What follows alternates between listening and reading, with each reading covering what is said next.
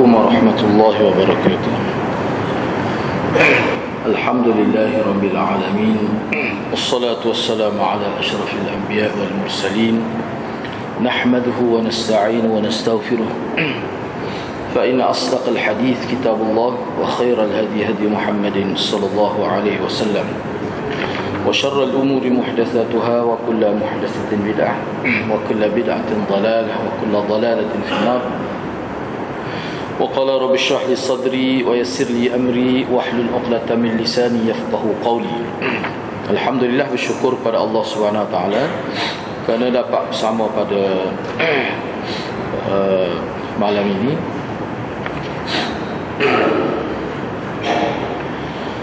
InsyaAllah malam ini saya nak selesaikan perbincangan hadis yang ke-56 sebelum kita masuk hadis terakhir untuk fasal yang pertama bagi tajuk dosa-dosa besar dan tanda-tanda munafik.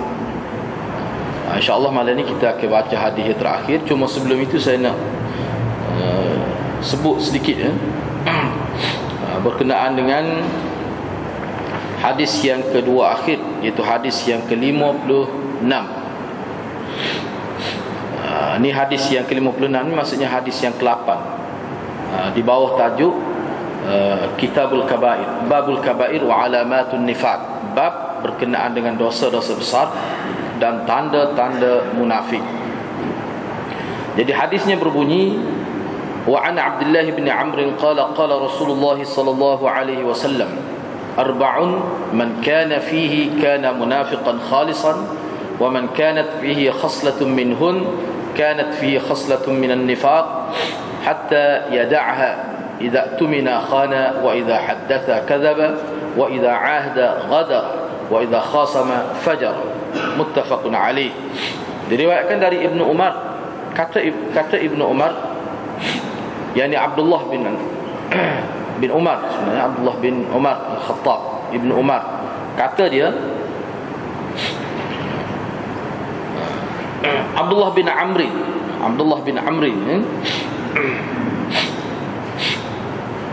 kata dia, hadis ni kita sebenarnya terjemah dah ni. Dia kata empat perkara Rasulullah sallallahu alaihi wasallam sebut empat perkara. Sesiapa yang ada pada dia mana-mana empat perkara ni, maka dia tu disebut sebagai kalau ada semua ni, itu maksudnya waman kan arba'u man kunna fihi kana munafiqan khalisan. Mana sesiapa yang ada semua ni pada dia, maka dia tu orang panggil munafik khalis lah. Munafik tegar lah kita kata, kalau ada empat sifat ni. Dan sesiapa yang ada satu sifat sahaja daripada empat sifat ini, maka dia tu dikira sudah ada satu sifat munafik. Kalau ada dua, mana lebih teruk lagi lah sifat munafik yang ada pada dia. Begitu juga kalau ada tiga. Kalau ada keempat-empat yang disebut ni, mana hak ni munafik pekat kerak lah kita kata. Berat benar lah. Jadi sifat tu boleh hilang. Kalau dia tinggal tu boleh hilang. Hatta yada'ha, sehingga dia meninggalkan sifat tu. Mana dia buat sifat-sifat ataupun perbuatan-perbuatan, perangai yang bersifat munafik tu dia buat. Kalau dia buat, maka hilanglah sifat nifak dia tu, orang tak panggil munafik lah. Empat perkara tu saya terjemah ringkas di sini, iaitu khianat terhadap amanah yang diamanahkan. Yang kedua, bohong dalam percakapan. Yang ketiga, mencabul perjanjian. Dan yang keempatnya, melampaui batas apabila berbalah, bertelingkah dan sebagainya. Dia balah tu dia melampaui batas, tidak terkawal maksudnya, sehingga dia dedah habis keburukan yang sepatutnya tidak didedahkan misalnya, ataupun sebagainya lah. Jadi hadis ini diriwayatkan oleh Imam Bukhari dan Muslim. Jadi hadis ini sebenarnya kita telah bincang beberapa kali cumanya pada malam ini saya nak sentuh satu perkara, iaitu berkenaan dengan perbezaan ciri yang disebut oleh Nabi SAW dalam hadis yang ke-56 ini dengan hadis yang ke-55. Mana bagi yang ada kitab dia boleh tengok hadis yang ke-55, iaitu hadis riwayat Abi Hurairah dengan hadis Abdullah bin Amr. Yang mana hadis pertama iaitu hadis yang ke-55, Nabi sebut ayatul munafik thalathun. Tanda orang munafik itu ada 3. Ada 3. Maka Nabi pun sebutlah. Yang mana dalam kitab Muslim ada tambahan, walaupun dia puasa, walaupun dia sembahyang, walaupun dia sangka, dia yakin dia tu Muslim, tu ada tambahan dalam Sahih Muslim. Dalam Bukhari tak ada tu.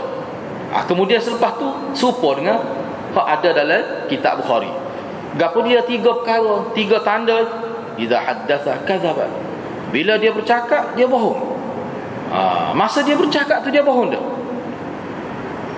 Dan bila dia berjanji, akhlafa, dia menyalahi janji. Jadi dia tidak tunai janji. Hari tak buat lagi. Sebab janji dia melibatkan mustaqbal akan datang. Janji nak buat benda ni, dia tidak tunaikan. Dan saya telah sebut dah sebenarnya, masa dia berjanji itu pun dia ada dah dalam kepala dia, dalam minda dia untuk tidak menunaikan janji itu. Dan saya sebut dah, maknanya semata-mata berjanji tiba-tiba tak boleh tunaikan kerana sebab-sebab tertentu, yang mana semasa berjanji itu memang dia maksud nak tunaikan janji, itu tidak termasuk dalam ayatul munafik. Begitu juga bila diberi amanah dia khianat. Ini 3 perkara. Kemudian dalam hadis selepas itu, hadis riwayat Abdullah bin Amr, Nabi sebut 4 perkara. Ada yang sama dan ada yang tidak sama dengan hadis 55. Misalnya dalam hadis yang ke-56, Nabi kata arba'un man kunna fihi kana munafiqan khalisan. Sesiapa yang dalam diri dia ataupun pada diri dia ada 4 sifat ni, 4 ciri ni, maka dia tu orang panggil munafik khalis. Munafik khalis maknanya munafik yang teruklah. Munafik tegar kita kata. Serupa benar dia dengan munafik hak i'tiqadi tu. Serupa benar dia dengan munafik hak munafik akidah. Kalau ada 4 sifat ni. Kalau ada orang panggil munafik dah. Tapi tidak seberat kalau sifat tu ada banyak pada diri dia. Gapo dia apa tu? Bila idza tumina khana. Mana bila diberi amanah dia khianat. Wa idza haddatha kadzaba, bila bercakap dia bohong. Wa idza ahada ghadara, bila dia buat perjanjian dia cabul perjanjian itu. Tu tak ada habis waktu tempoh dia tu, dia langgar perjanjian itu. Dan apabila dia berbalah, bertelingkah, bertengkar, fajarat, berlebih-lebih, makna dia melampaui batas, di luar sangkaan. Ni. Jadi kalau kita perhati, ada beza, tidak sama tu. Bila diberi amanah, tu sama dengan hadis 55. Cuma hak tidak adanya wa idza ahada ghadar. Bila dia membuat perjanjian, dia cabul perjanjian itu. Waktu tak sama lagi wa idza khasama fajara, dan apabila dia berbalah dia melampaui batas. Jadi kalau capur semua tu kira jadi 5 lah. Dia jadi 5. Kalau capur hadis yang ke-55 dengan hadis yang ke-56 dia akan jadi 5. Dia tak jadi 6 sebab ada yang sama. Mana jadi 5. Jadi sini timbul persoalan ulama lah. Perlu juga kita tahu. Takut kita jadi timbul pertanyaan pula, kenapa jadi berbeza tu? Kenapa jadi berbeza tu? Cuma sebelum itu saya nak sebut sikit berkenaan dengan wa idza khasama fajara, hak Nabi sebut sini. Bila dia balah, maka dia lebih tak padan dengan benda lah. Tak padan kecil lah, tapi balah jadi besar, teruk lah. Apa maksud sebenarnya? Jadi kalau kita tengok dalam pensyarah hadis ni, dia sebut, dia kata maksud wa idza khasama fajara tu makna melencong dari kebenaran. Bila dia balah, dia melencong dari kebenaran, dia condong kepada kepalsuan dan pembohongan. Bila dia balah tu sanggup dia kecek bohong. Kibal. Mana kalau dalam keadaan tenang, dalam keadaan safa, dalam keadaan jiwa dia tenang, dia tak akan kecek lagu tu. Dia tak akan fitnah lagu tu. Dia tak akan sebut perkara yang mana kawan tu kalau sebut tu memang maklum lah dia tak akan sebut. Tapi bila balah hilang normal, hilang dia punya maruah diri, hilang akhlak, kibal. Jadi melampaui batas. Ni maksud wa idza khasama fajar. Dan ni sifat munafik. Apa yang sebut gitu?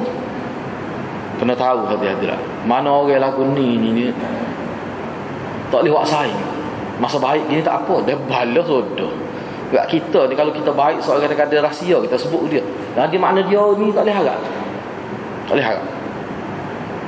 Ni paruk ni. Sebab sifat munafik ni sifat contoh manusia yang tidak ada kawal.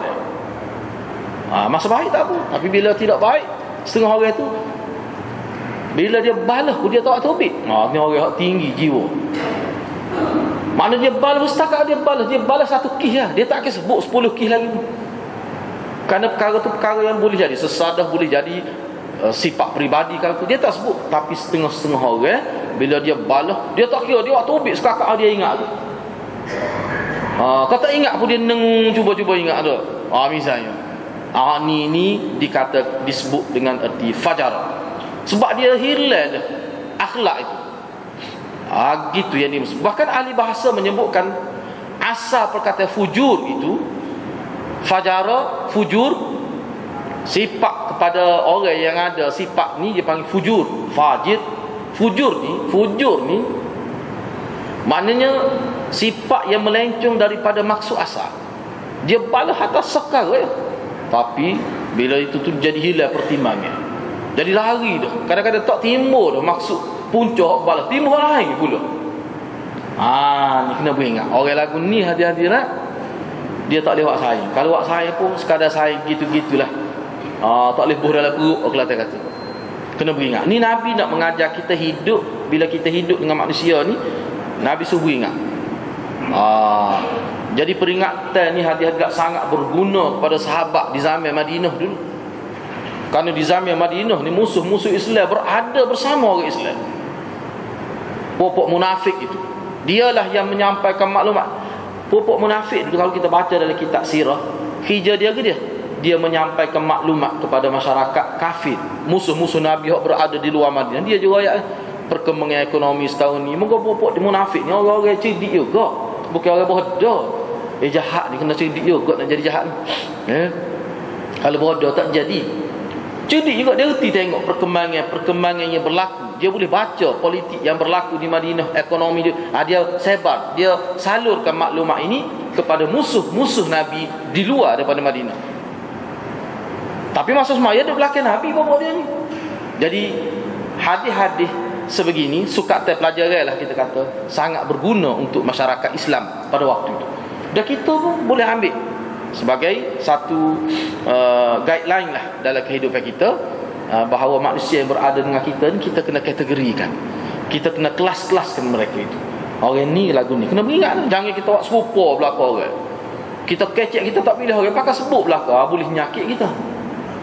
Ni sebab ada jenis manusia yang munafik. Kata Mullah Aliul Qari dalam kitab Mirqah dia kata fujur ni bermaksud mencaci dan melemparkan kepada seorang dengan sesuatu yang jejek dan mencemarkan dan cemar. Asal makna dia yang fujur ni. Asal makna dia.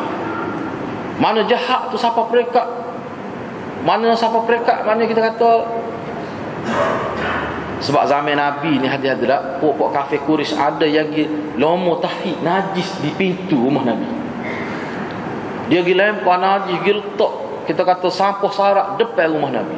Siapa begitu sekali? Maknanya jahat tu jahat siapa tahap tu. Balas ngoti dia tu ke setahun tu. Siapa setahun tu. Jadi kita kena tahulah. Maknanya tujuan pensyarah hadis sebut ni biar kita nampak kenapa bila sebab balahnya hadirat balas sama pok kita ni suami isteri balas sama. Kadang-kadang dengan jiran tu balas dengan adik-beradik balas, tapi balas setara mana. Nak kata seorang tu tak ada balas langsung pelawak hangit.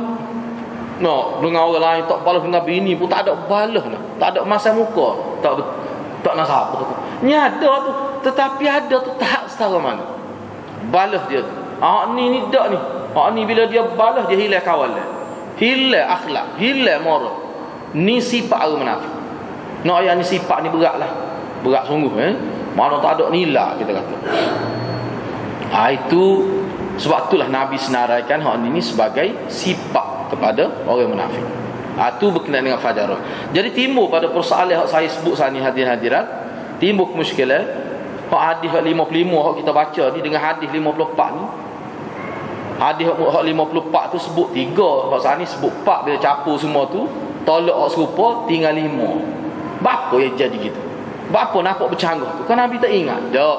Di sini ulama memberikan beberapa jawapan. Yang pertamanya, para pensyarah hadis memberikan beberapa jawapan. Yang pertamanya, misalnya Imam Qurtubi ketika menghuraikan hadis ni, dia kata Nabi, masa Nabi sebut hak 3 tu, sebab hak tu Nabi dapat maklumat daripada Allah Subhanahu Wa Taala.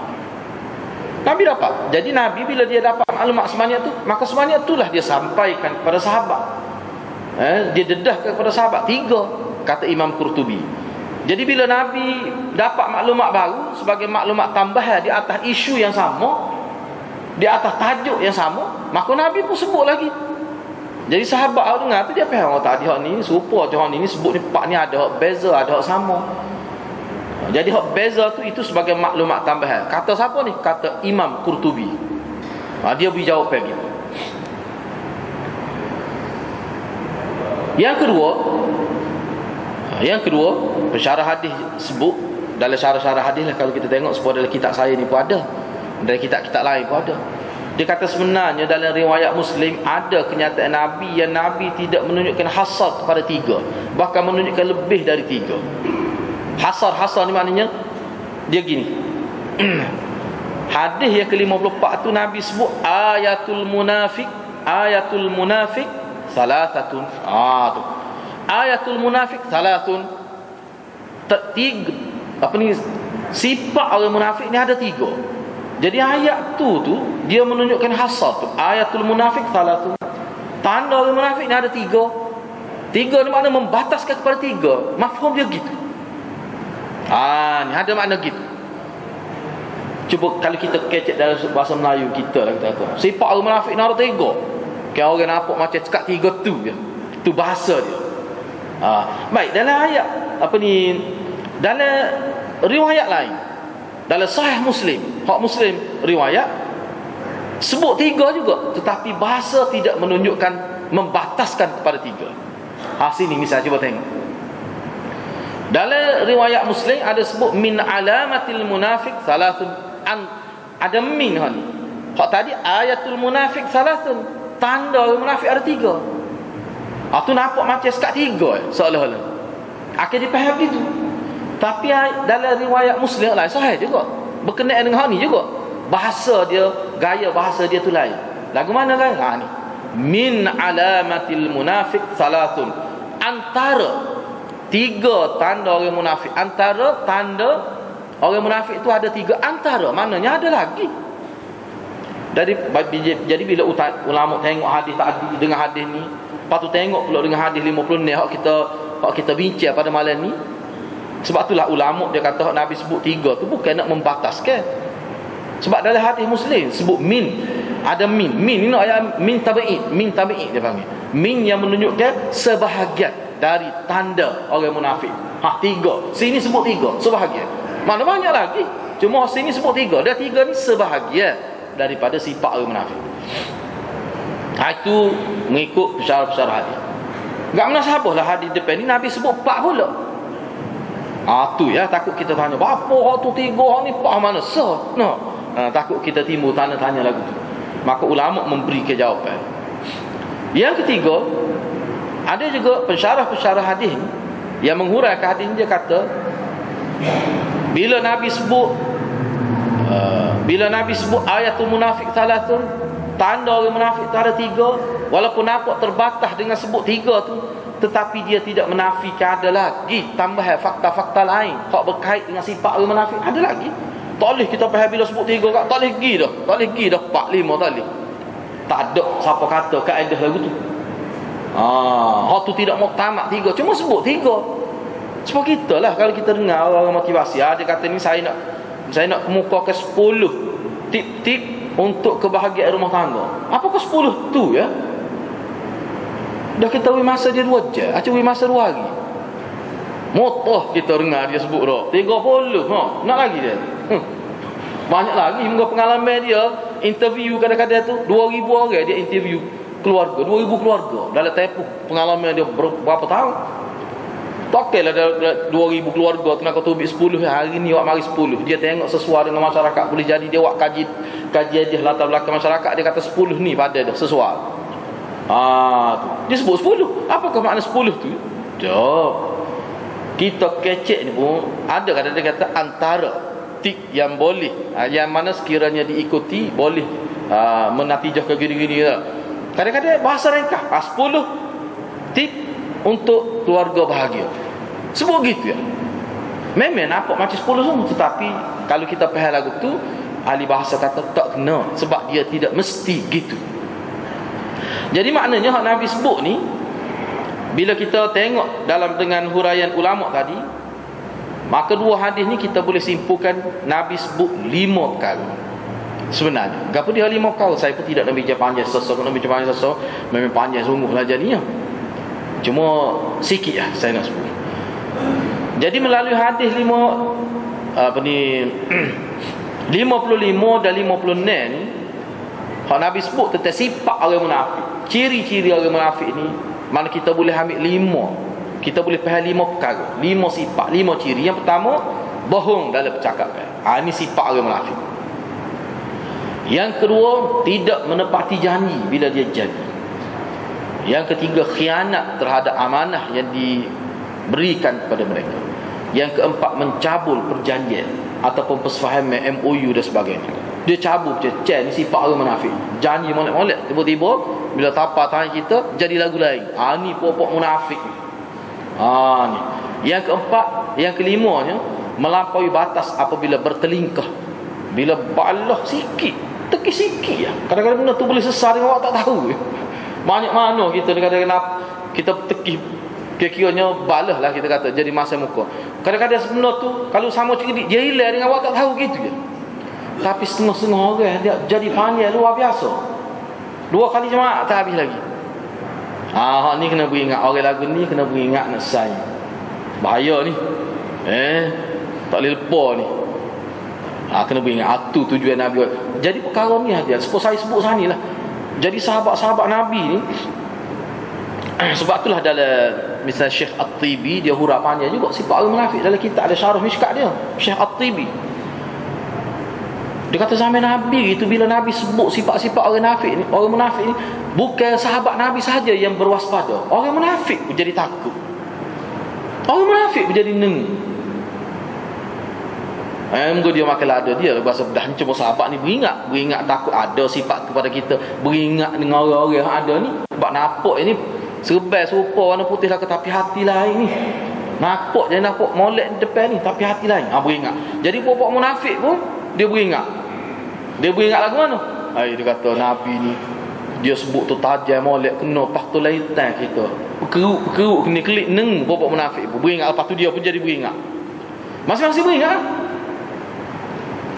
Yang kedua ni hadis-hadis umpama ini sebenarnya bagi orang-orang yang memang bermasalah dia bertambah yakin bahawa Nabi ni dia boleh akses maklumat daripada alam ghaib.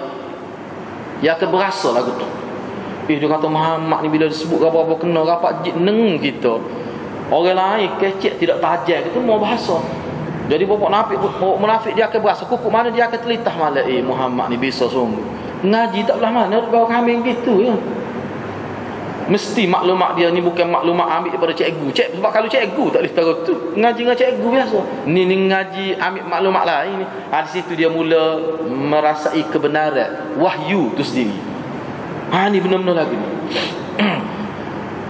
Yang keempatnya, tak tahulah yang keberapa dah gitu lah. Hadis ni sebenarnya kalau dari segi psikologi lah, dia menunjukkan bahawa Nabi ni murabbi, seorang pentarbiah. Dia hebat. Sebab apa? Dia boleh ketuk pintu hati manusia. Sebab murabbi yang baik, pendidik yang baik ni, bila disebut sesuatu tu kena pada orang yang berada di hadapan dia. Orang akan dapat dia berasa mana fakta-fakta yang dihujahkan itu tepat kena pada diri audiens tu, hadirin yang ada. Itu penceramah yang baik.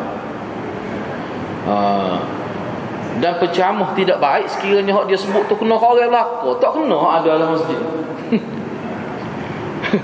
Kena kat orang lain belaka. Orang dalam masjid ni relax, tak ada apa-apa. Tak kena alik-alik. Oh ni duduk sebelah jalan hak tu yang kena. Itu penceramah yang agak bermasalah. Sebab kita bila kita kuliah ni, kita nak bongkar kelemahan diri kita untuk kita baiki. Kita nak dedahkan, nak kritik masyarakat kalau ada tak kena. Dan memang Nabi gitu. Nabi bila dia bercakap, dia kritik masyarakat. Hak tak betul, itulah kritik hak tak betul. Dia buat mari selalu pencerahan, pembetulan tu dia mari selalu. Selain daripada berasa tak betul, dia nampak selalu hak betul tu macam mana. Itu metod Nabi dalam menyampaikan dakwah ini.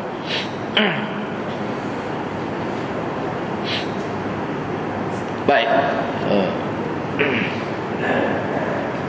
Okey, hadis yang seterusnya kita nak habis hadis ni. Hadis yang terakhir untuk fasal pertama. Di bawah tajuk dosa-dosa besar dan alamat nifaq. Iaitu hadis yang ke-57.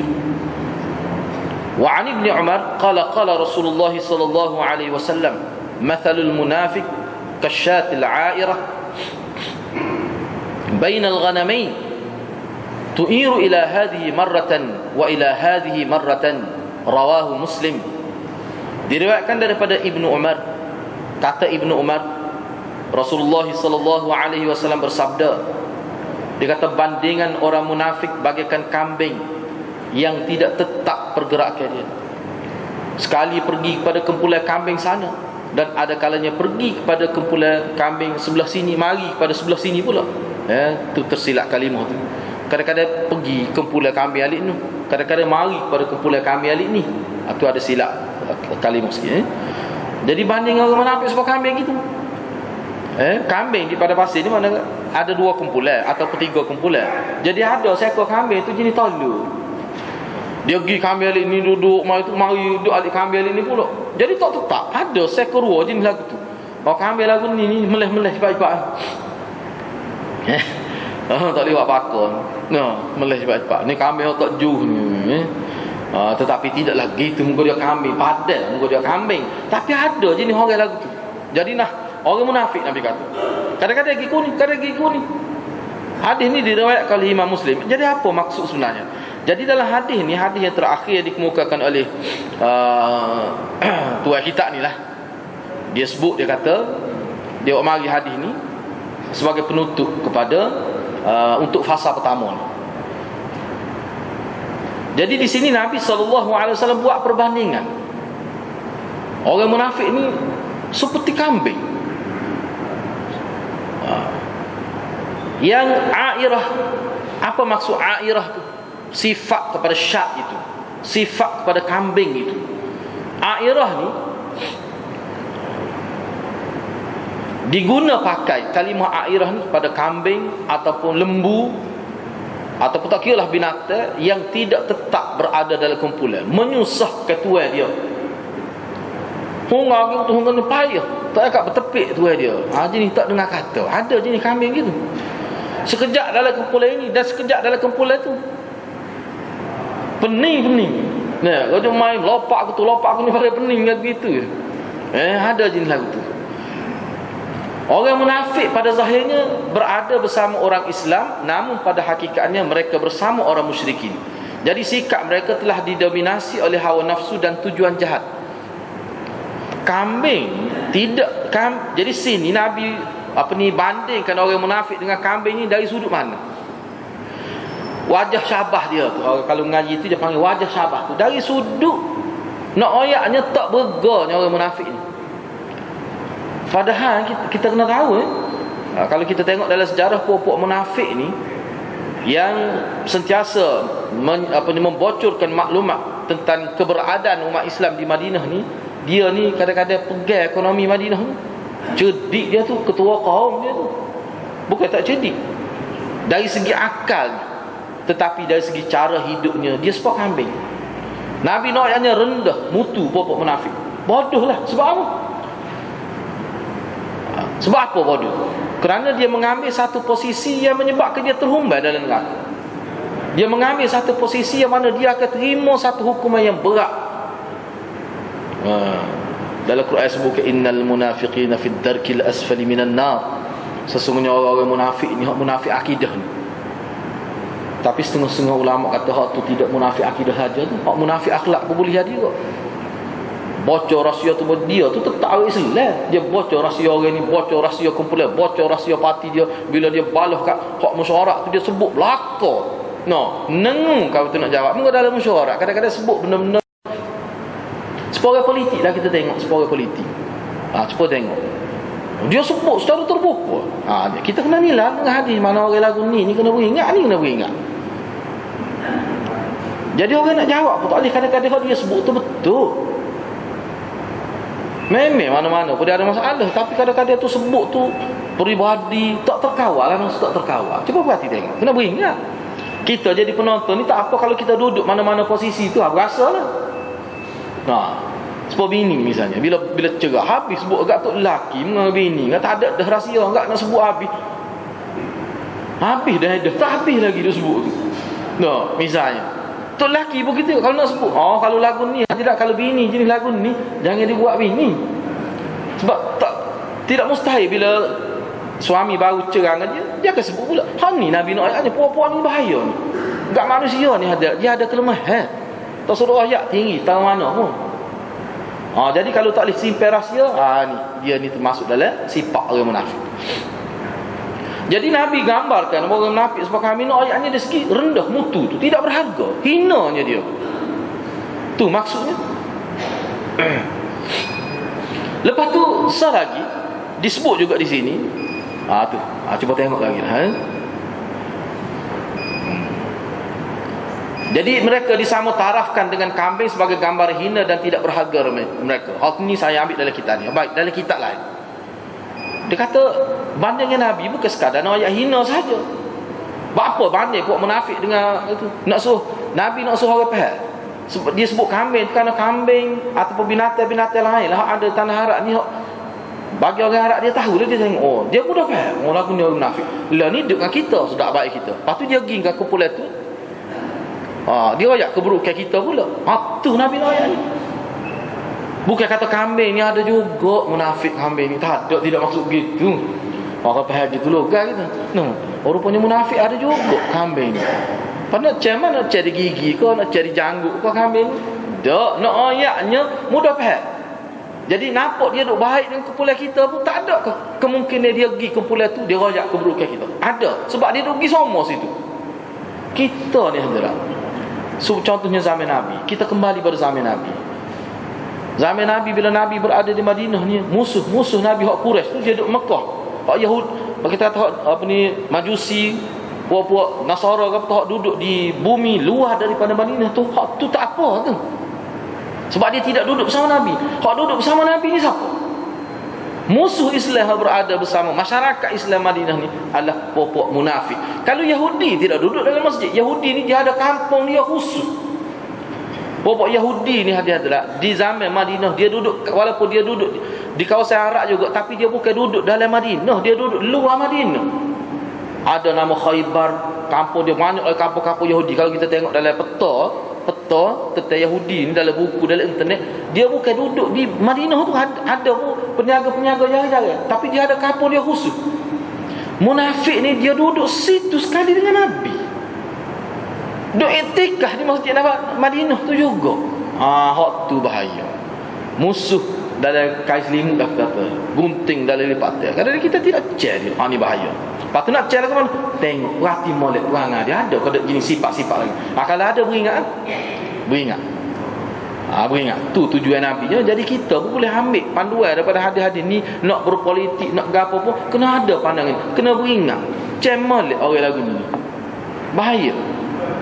Kalau kita bersaing pun dia lagu tu. Kita bersaing, ni tak boleh ni, saing ni tak boleh. Aku ada pengalaman 2-3 kali dengan dia. Beringat dah. Beringat. Gitu.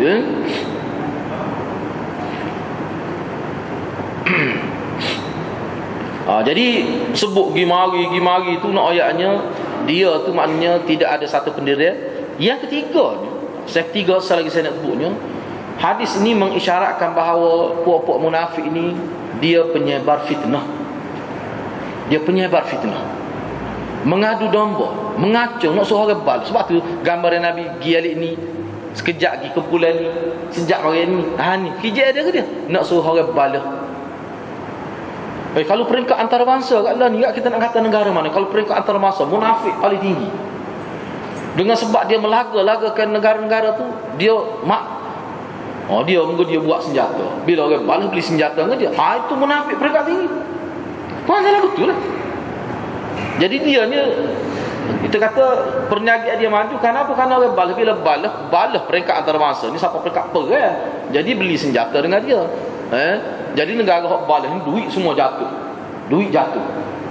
Duit dia tetap naik. Bila beli barang dalam zon tu, zon perang ni hadirat. Memang untung hok besar sama. Jadi sifat munafik ni daripada serendah-rendah manusia, dia boleh pergi kepada peringkat international, peringkat antarabangsa. Ni. Jadi kena beringat. Baik, dalam ayat lain Allah menggambarkan golongan munafik ni, misalnya dalam surah An-Nisa ayat 143 Nabi Allah Subhanahu Wa Taala berfirman, banyak sebenarnya. Kalau tengok dalam buku Al-Fadhil Ustaz Nasin tu, dia mari contoh-contoh ayat Quran. Banyak. Cuma saya mari sini sebahagian sahaja untuk tatapan kita. Misalnya dalam Quran surah An-Nisa surah yang keempat ayat 143, Allah menyebutkan muzabzabina baina dzalika la ilaha ula wa la ilaha ula. Pokok ni muzabzabi, sekejap dia itu, sekejap dia tidak berpihak pada ni, tidak berpihak pada ni, tak tahu mana lah dia. Mereka berkeadaan muzabzab. Muzabzab ni mana tidak mempunyai pendirian yang tetap antara iman dan kufur. Mereka tidak berpihak pada golongan kafir dan tidak pula berpihak pada golongan yang beriman.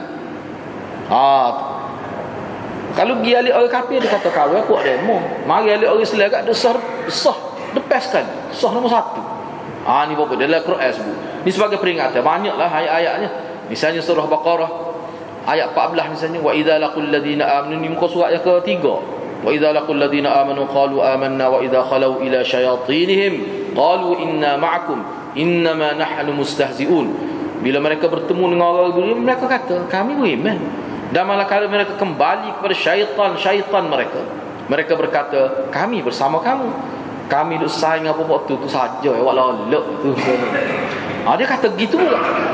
Ini beberapa contoh ayat lah. Misalnya wa minan nas man yu'jibuka qawluhu fil hayatid dunya wa yushhidullaha ala ma fi qalbi wa huwa aladdul khisam. Dan di antara manusia ada orang yang ucapannya tentang kehidupan dunia menarik hati kamu. Dengar dia kecek tu, Allah kita dengar dia kecek, mana kita yakin tak ada tak betul dia. Semua orang ni jadi tak betul, dia jadi betul. Dan dipersaksikannya kepada Allah atas kebenaran. Sanggup bersumpah dengan nama Allah. Kecek kat kita ni, kecek atas masjid ni. Padahal dialah orang yang paling kuat bermusuh dengan kamu. Wa huwa aladdul khisam. Dialah yang paling kuat bermusuh sebenarnya. Tapi kalau dengar dia kecek kat Allah, tak ada lah sahaja yang paling baik lah kita berasa dia. Kena beringat. Pokok ni dia manis mulut.